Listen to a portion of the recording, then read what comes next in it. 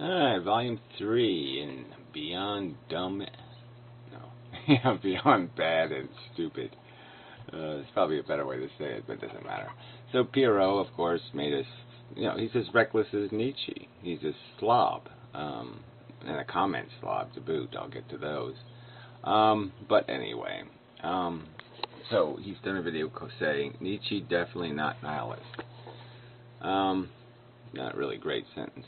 Anyway, and he's reading the Darwin quotes from Nietzsche. Where Darwin rags on, where Nietzsche rags on Darwin in this reckless, sloppy, insipid matter almost. It's insipid, considering the way how Darwin was so cautious and so careful.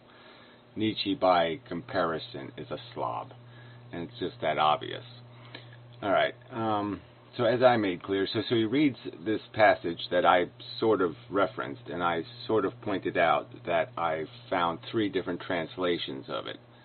The use of the word spirit, mind, and intelligence interchanged. Okay, so in the 3 translations, and I'd say the word intelligence is the most precise. I think the passage makes the most sense using the word intelligence or mind, and spirit is the least coherent. And clearly I pointed out that Darwin would take about a millisecond to say, wait a minute, I wasn't talking about the evolution of our knowledge base. All right, I'm talking of a knowledge base. Nietzsche's argument was basically, look, the strong don't need to be intelligent. The Tyrannosaurus doesn't need intelligence. Okay? It just says something starts talking too much, it just squashes the fucker and bites its head off. It doesn't have to have an argument with something. It doesn't need to debate it. It doesn't need to think about it. It just says, me hungry, smash, smash. It just doesn't need to care because it's so powerful, physically. All right, and so Nietzsche's point is that, no, look at evolution. There's lots of these little squirmy bits, okay, that are weak physically, but they have this attribute of a scheming brain. They can scheme. They can trick the Tyrannosaurus. They can catch his little foot on fire and stick a match in his toe and give it a hot foot and blah blah blah. Yeah, they can do tricks. Okay, but that wasn't what Darwin was arguing. Darwin was never arguing that might makes right. These aren't Darwin never said survival of the fittest. I don't think. Okay, so that's not even his term. And regardless, the point of fitness wasn't like it's a Schwarzenegger contest. Darwin would have already told you that it has nothing to do with Schwarzenegger.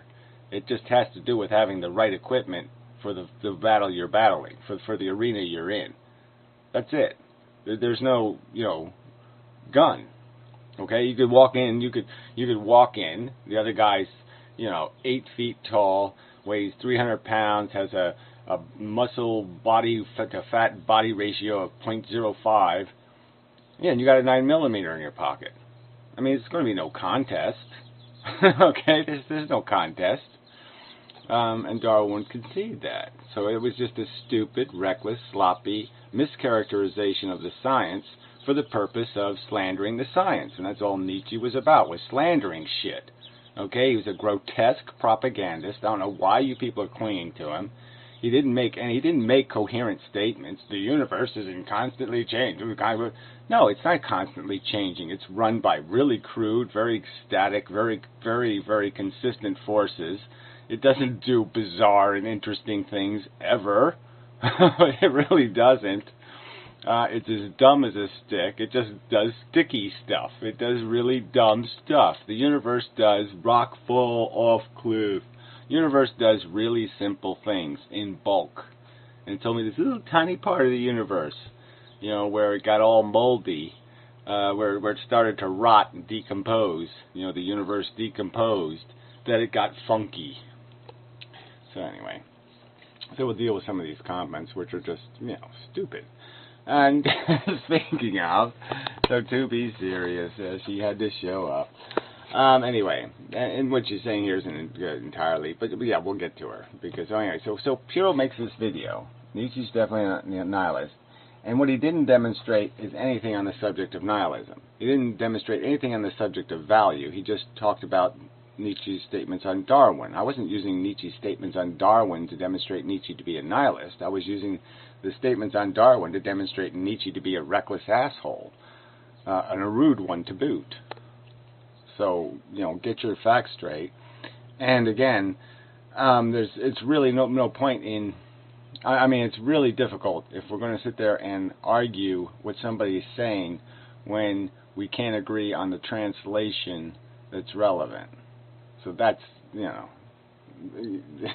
that makes this a very difficult subject. To open this door and say, let's discuss something that we have, three different, very different translations of the same thing. Anyway, I'm not sure I understand your point, but it seems to me that Nietzsche has Darwin misunderstood. Darwin, in this quote from Twilight of Idiots, if he is asserting, as it seems to be, that Darwin was claiming that only the strongest survive, that is not what Darwin was saying. He said that most adaptive to their present environment survive. So to answer your question, why do rabbits and guinea pigs survive? They are better adapted to their environment. It's not spirit. Well, anyway, it's not even intelligence, okay? Rabbits aren't even an applicable example for Nietzsche's purposes in Nietzsche's quote, okay? Nietzsche wouldn't use a rabbit as an example of the weak organism that maximizes intelligence. Rabbits are kind of dumb, okay? And rabbits survive because they're very well-equipped organisms. They run damn fucking fast. They have really good fat-to-muscle ratios. They're very powerful for their size. They have nice, good claws. They can eat almost anything. And they got these great radar ear thingies going on. Clearly, and they breed sufficient to their circumstance. They accept attrition. Attrition is accepted. Because they're so capable of gaining sustenance out of the environment by eating almost anything, weeds, that they're able to produce plenty of offspring to feed the predators, to quell their thirst. Anyway, it's not an indictment of Nietzsche to realize that his views on Darwin were slanted by his insistence on applying his will to power. Well, certainly that is the problem here. This will to power thing is a constant badgering by Nietzsche. It's retardedly insufficient description of what a human psychology is, will to power. We can clearly understand the difference between our hunger, our horny, and our ambitions. We can understand the difference between ego and these other more crude functional passions. And it's just silly to describe them, throw them into a bucket and call them all the same thing when one's a fish and one's a dog and one's a frog. We're made up of different components and they should be described for what they are. They shouldn't be just thrown into some will to power nonsense. Yes, we have desire. Duh. Let's call that. We could say that we have a imposition of desire. But to call it a will to power is a slander, in my opinion. A reckless, sloppy statement. Darwin published, this is the part that I just found hilarious. Darwin published On the Origin of Species in 1859, and Nietzsche published Twilight of Idiots just a few years later in 1888. 21 years is not, no, 29 years, okay, it's almost 30 years. 30 years is not just a few years later. I mean, 30 years, and Darwin, and let's understand, Darwin wasn't some obscure book, that just sat out there. Darwin's On the Origin of Species was probably the most controversial book ever introduced. Its introduction was so I'm just saying it got huge critiques, huge criticism, huge talk about, huge. So it's kind of stupid to say 30 years because there was a huge amount of conversation about the origin of species in those 30 years. So the concept of Darwin's evolution was new at the time. Many intellectuals did not really get the subtleties of evolutionary theory in this period. Well, if they only didn't get them if they didn't want to get them, I would argue. And Nietzsche clearly doesn't want to get them. Yeah. All right. So this guy says something. Spirit does not make it a good or noble trait.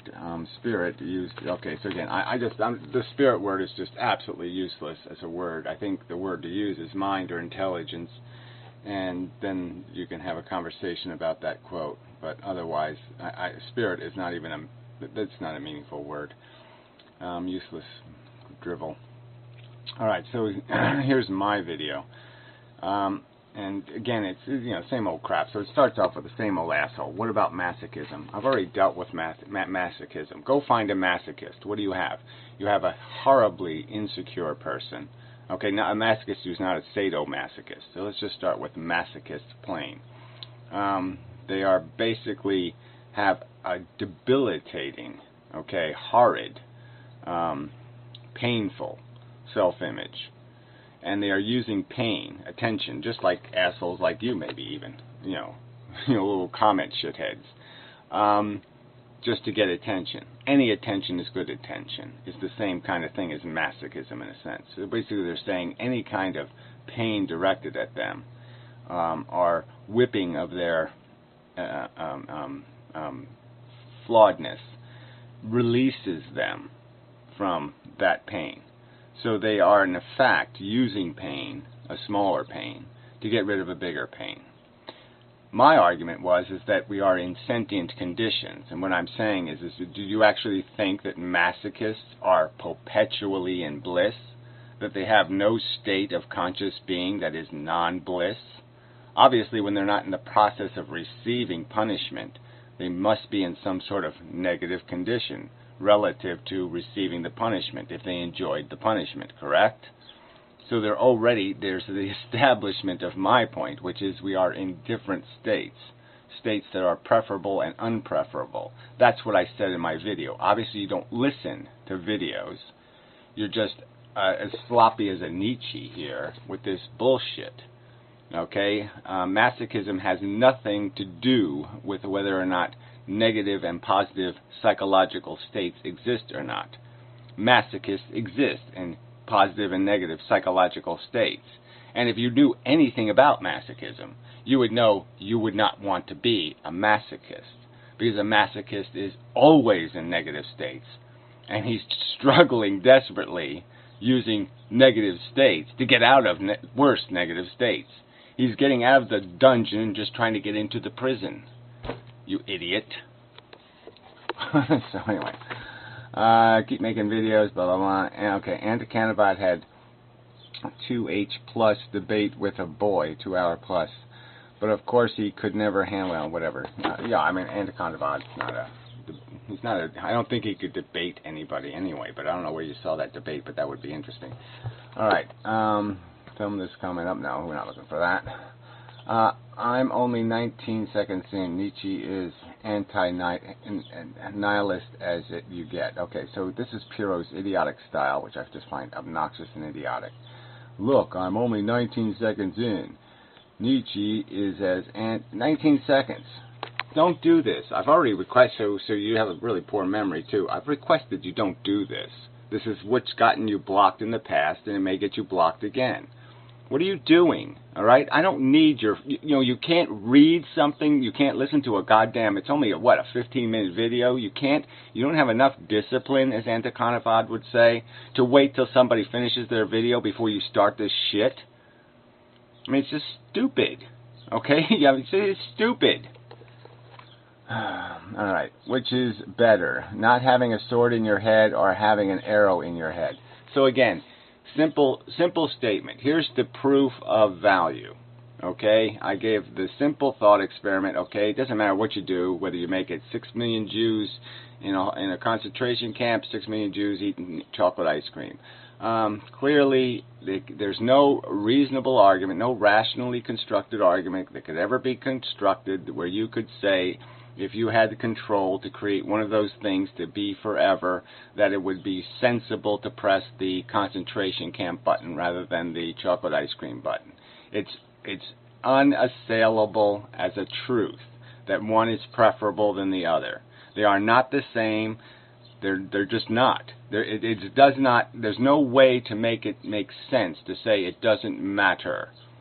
It just doesn't make any sense. It can't make any sense. There's no statement you can produce, no paragraph you can produce, no anything you can produce to make it make sense that it doesn't matter what button you press. And so here again, you get a clear thought experiment and you change the rules. The comparison's not arrow and swords. I'm not comparing arrows and swords. I'm comparing a state that's good with a state that's bad. I'm saying good and evil do fucking goddamn exist. Okay, it's goddamn evil to have Jews in concentration camps. It's goddamn good to have them eating our goddamn ice cream. And your counter argument is, well, you know, is it better to be burned alive with gasoline poured on you or turpentine? Fuck you. I mean, this is just bullshit, and this is what you do in the middle of a goddamn video, you fucking asshole. Anyway, pyrrho. Again, this is going to talk out of nowhere again. This erroneous fucking crap. Of course they create value. They didn't create the same value. They define their own values. Well, that's again, the argument is that's not the rules of logic. You can't create your own values. We're clearly saying this is an unassailable value, that consciousnesses are in different states and that these states are good or bad. That's the unassailable logic that we start with. All right, and so you can't do this, define their own crap anymore, because we've already established that there's an absolute fact here. All right, and you just keep pretending it doesn't exist. No, it does exist. I've said these fucking words. We can establish the existence of values by looking at the extreme cases. The extreme cases prove its existence. The only thing to be debated is the nuances of the meaning of different things, like, watching the birth of your first grandchild versus dying of cancer. Now, those two things, putting those on the scales and trying to figure out which ones are what's the values here, whether one's worth the other thing, that's where it gets a little bit gnarly and tricky. All right, but the fact of its existence has already been, that's established, and I've heard no counter argument, no rational argument, no logical argument, because you can't logically unravel it. It's unassailable fact. All right, and it was certainly accessible as an unassailable fact in Nietzsche's day. He certainly could imagine, well, there is a big difference between me sitting in a pot of boiling oil and me eating my lunch. Sorry.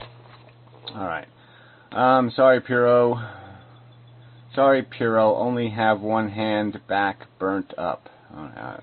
Sorry, don't understand that. Gary and Pyrrho online debate would be interesting. We do debate online. And then Pyrrho lies and doesn't do what he says he's going to do, and makes videos saying completely opposite things because he's a fucking cunt. A skanky fucking cunt. Alright, Pyrrho again. And says you can and must establish values. Well, again, establish values internally, okay, that have no correlate to reality is meaningless. Those aren't values, those are lies. So, yes, Nietzsche says you must establish a lie to live by. Okay, I'm saying no. If you're going to be a philosopher, you have to find the truth, and the truth is out there to be discovered. And we know the truth has something to do with the conditions of sentient organisms in terms of value, that they are somehow connected. All the strings of this word value somehow connect to the welfare of sentient things. There's nothing else we can observe in the universe besides these sentient things that could possibly derive substance and meaning. The welfare of a rock is always going to be meaningless. Thing is someone can assign value to a gentle death that is positive, as N did, but someone else can assign negative value to all death. Well, those are two different subjects, so that's, again, irrelevant. I mean, there's no point. You cannot put apples and oranges on the scales. They are not things that are applicable to these measurements. So these are two different subjects, death itself and whether or not there is a value in dying less badly. One is rock solid. The other one is a question of perception. The only resolution to this is that they are both values. Well, again,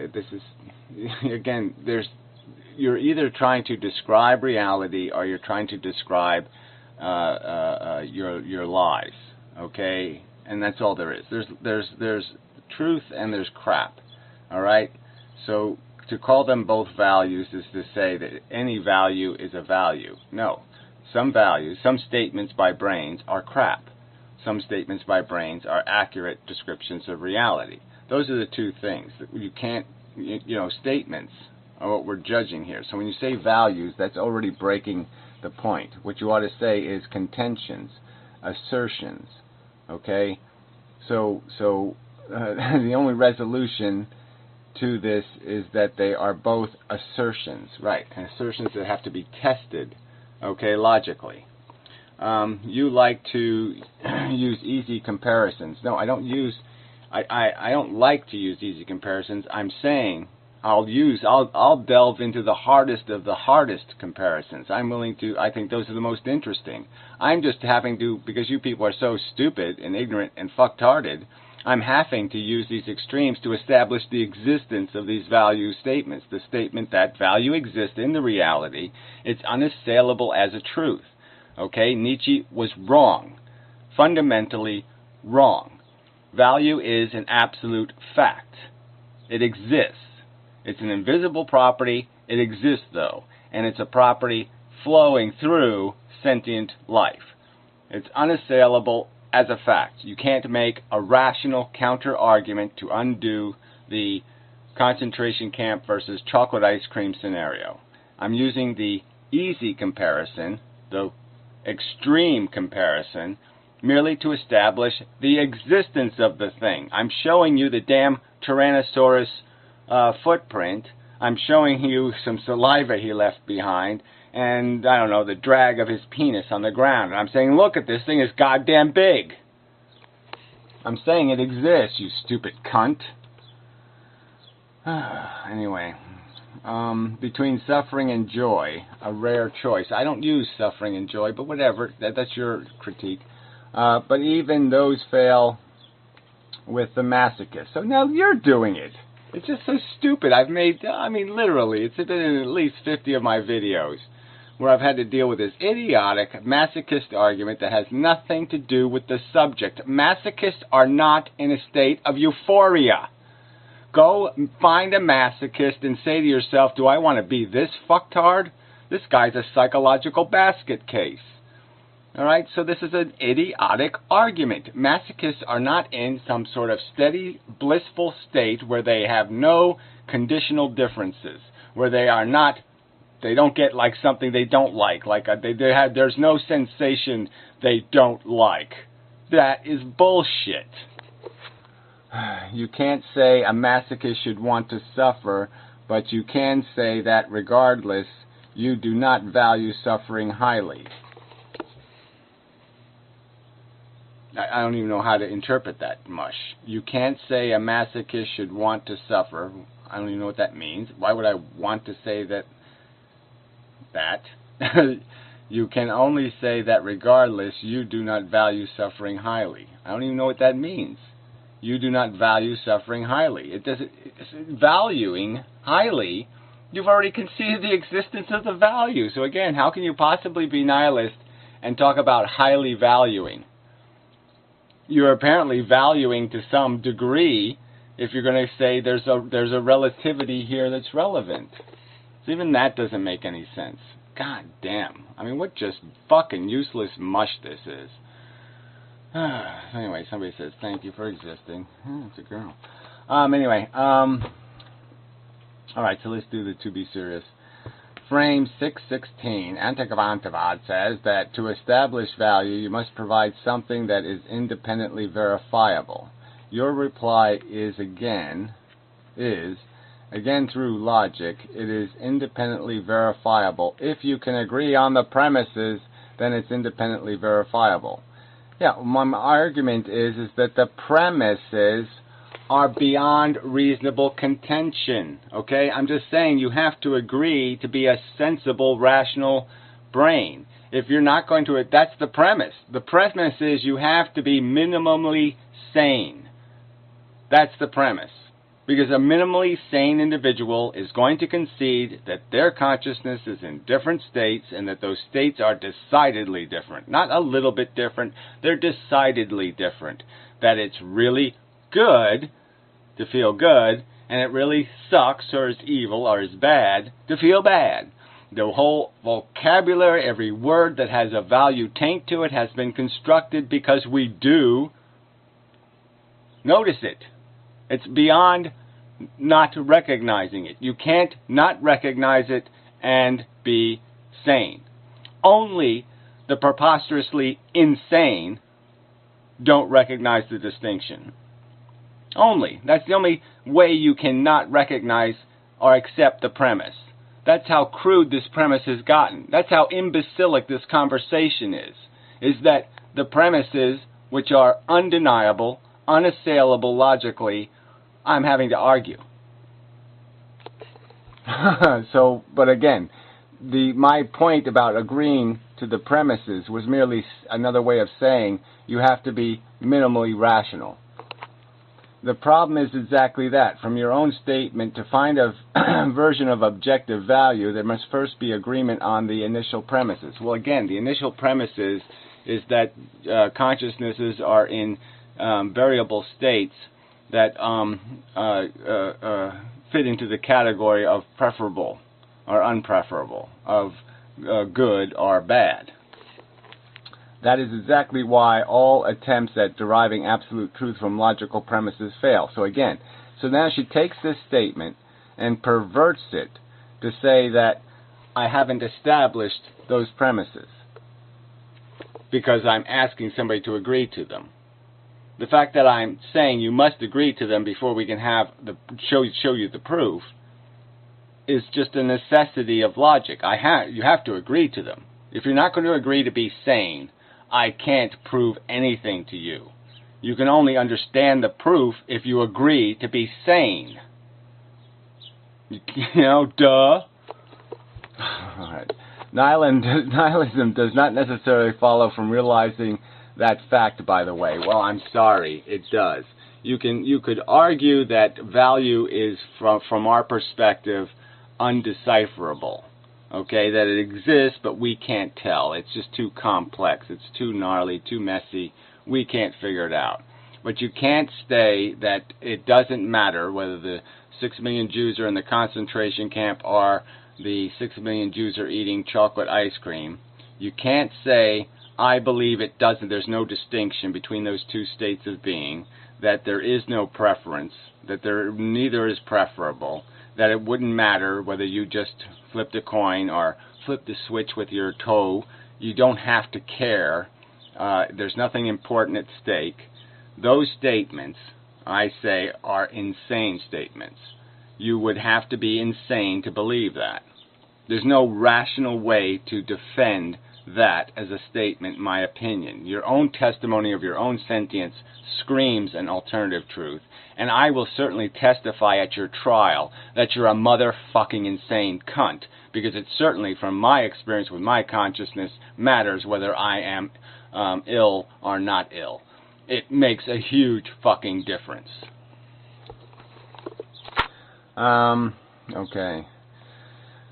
It just means that the values you live by cannot be absolute. Well, again, I'm saying there is absolute truth here as value statements. The absolute truth is that value does exist, okay, that it is created, connected directly to the existence of sentient welfares, and now game on in terms of establishing how we balance these different attributes of conscious states. We have different conscious states, we have different desires, mechanisms, we have different ambitions, but the truth is we are in a state of being. That state of being is either uncomfortable or comfortable. and that the comfortable state is the preferable state. Duh. They can be humanistic and deeply concerned with sentient suffering, though. Yeah, they can also love stuffed animals or Barbie dolls. They can love to watch soap operas. They can love all kinds of silly bullshit.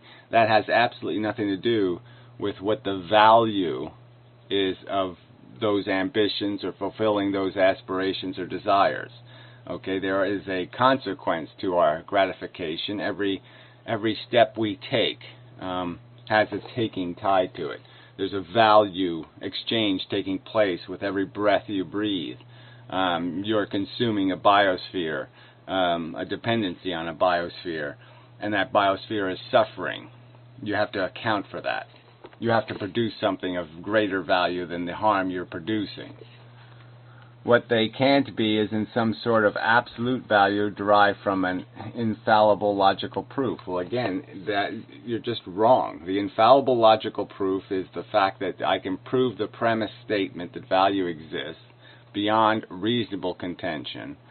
Only the insane could argue against its existence. And I have, in other videos, extensively described the psychological manifestations and explained that it really doesn't matter whether you're rooting for the Red Sox or the Yankees. The rooting is the psychological concept, and the only value is in your sense of satisfaction that your team is winning.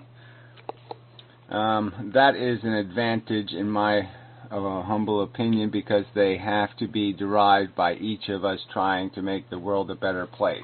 You can't make the world a better place if you don't understand the concept of value. So that's just an idiotic statement. Derived by each of us, then we see that Mohammed will end up running over a kid's arm because he's derived his own sense of value. And he has no value for the welfare of the child or its psychology. The only value is Mohammed says so. And it's an idiotic value. It's irrational. It's illogical. It has misappropriated. It has misdescribed reality and the value reality that exists. And it is wasting and squandering suffering. And that's just a truth. And so again, just making it up on your own is bullshit. There's a truth. You either accurately describe the truth or you inaccurately describe the truth. I'm stating that the accurate description of the truth is that what we basically come into the world with is a big pile of negative, and resolving that negative gives us the illusion of a positive. We climb out of a negative earth towards a positive sunlight. We never realize the sunlight. We just realize gaining ground on our negative condition. We elevate our negative condition to a less negative condition and call it a success, and it is in fact failure. I mean, it's certainly a success from just sitting at the more negative condition, but it is failure as anything that can be called a positive experience. Alright, a better place, or not, and not from some mistaken drive to define absolute value from faulty logic. So this accusation you're making, that first I have a drive to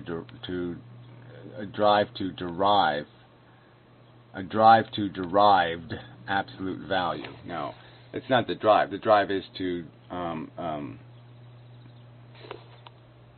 find the truth in the reality, to accurately describe what's happening. That's the ambition. That's the drive.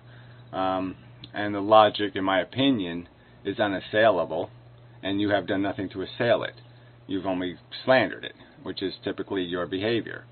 So again, you haven't argued how value hasn't been established as existing by simple thought experiments, by simple looking at the extremes of the gigantic footprint it has left. Okay, you can't deny the fact that value does exist. It's impossible to rationally argue. Again, deal with my thought experiment, deal with the simple truth that we know that it would be better for the Jews to be eating ice cream instead of being in the concentration camp in and of itself as experiences with no other circumstantial event, just 500 years of one or the other. It's clear It's unassailable.